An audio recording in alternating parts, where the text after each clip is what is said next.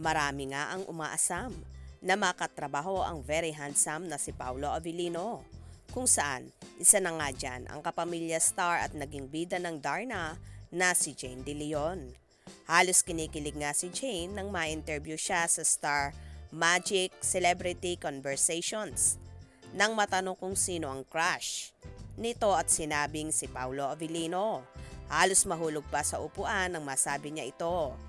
Anyway, nagbabala naman si Jane sa rumored girlfriend ni Paolo na si Janine Gutierrez at sinabing tanging paghanga lang ang meron siya para sa aktor.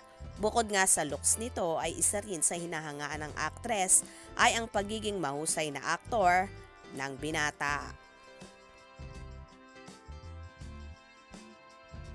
Well, hindi naman natatakot or kinakabahan si Janine kahit sino pang itambal at maglandi kay Paulo dahil malaki naman ang tiwala at respeto niya sa nobyo na alam naman ni Nini na tanging trabaho lang ang meron ito at walang personalan.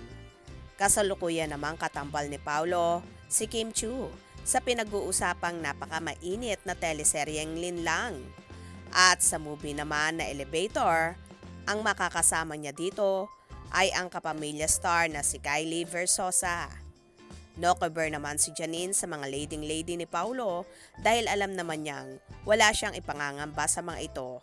Dahil hindi rin naman nila kayang agawin si Paulo kay Nini dahil hindi rin naman paaagaw si Paulo dahil tanging kay Janine lamang ang aktor.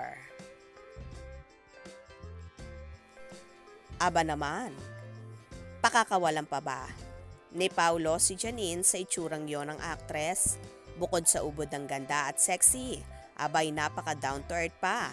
Kaya naman wala na talagang hahanapin pa si Paulo sa dalaga. Karamihan kasi kapag nakakatambal at nakakasama ni Paulo sa isang proyekto ay nalilink ang aktor. Pero hindi naman nababahala si Janine dahil malaki ang tiwala niya sa nobyo. Kaya naman tumutok at wag na wag pahuhuli sa mga maiinit na kaganapan, especially sa paunin updates. Mga ka-scoop, anong inyong magiging reaction sa bidyong ito? Comment below.